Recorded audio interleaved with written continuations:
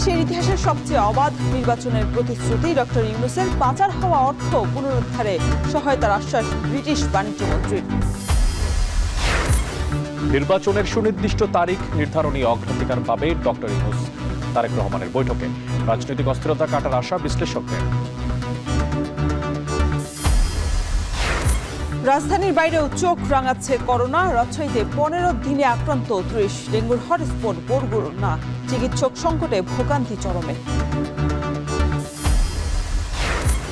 সাভারে কারখানা সরিয়ে নেওয়ার পরও আশানুরূপ সাফল্য নেই চামড়া শিল্পে।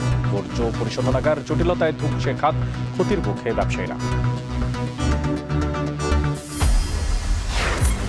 এবং কক্সবাজারের অরক্ষিত সৈকতে বাড়ছে মৃত্যুর মিছিল। পর্যটকদের নিরাপত্তায় মাত্র 5 কিলোমিটার এলাকায় নিয়োজিত লাইফগার্ড।